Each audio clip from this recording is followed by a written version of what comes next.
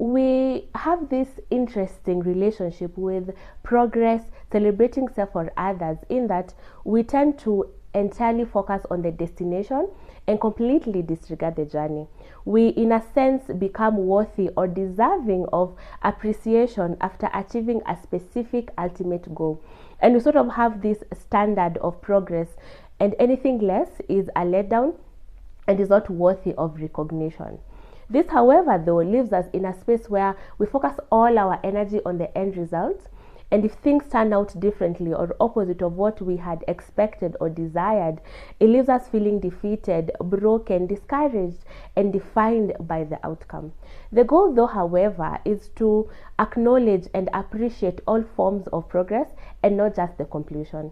And we do this really well with children, where we celebrate their first step, their first word, their first sentence, and we don't get mad or upset at them for not walking a longer distance or not articulating themselves better in that language where they're learning. And acknowledging and appreciating all forms of progress gives us the freedom to be present, to try, to learn, to pivot. And it's a really good motivator because it takes away pressure from performance and end result and being defined by the outcome. So well done for waking up today and eating and showering and taking care of yourself, even though things are not working out really well right now. For sending out those job applications, even though the response hasn't been as positive as you would have wanted. For initiating that conversation in that group setup, even though it doesn't come naturally to you. For having that really, really hard conversation with your boss, with your friend, with your loved one, even though sometimes it might lead into a fallout. Well done for taking care of your child to that level or to that age where you have gotten them, even though sometimes or most times you feel like you could do better. For crying and grieving and being sad about that loss because you're processing. For considering or even starting therapy, even though it means that you will be facing your traumas. For showing up, even though right now you feel like your world is falling apart. Well done for starting that thing that you have always wanted to start, and the response isn't as fast and the growth is really, really slow. For showing up to work today and making that extra step in your task today. For having that idea towards that project or that draft towards that page. For starting or finishing that assignment, for doing that cut, for finishing that semester, for finishing that term, for finishing that academic year in school. Well done.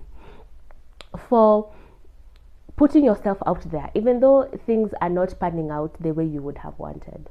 For having a crush or liking someone after experiencing such a horrible heartbreak. For trying your level best in that relationship, even though things are not working out right now and it might actually end soon. For checking out their profile pages, their social media pages 2 days less than you did last week because you missed them after that breakup and you want to know how they are doing. So 2 days less than last week is actually good. So well done.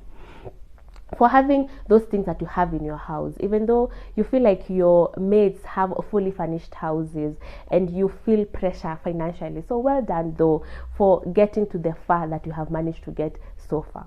So in a sense, well done for doing your best, for showing up, for really trying with what you have and with what you know so far. Well done. And let's be in the habit of acknowledging and appreciating all forms of progress, no matter how small, no matter how big.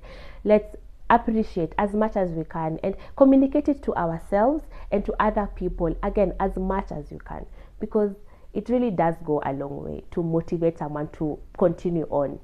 So again, well done. Happy reflection.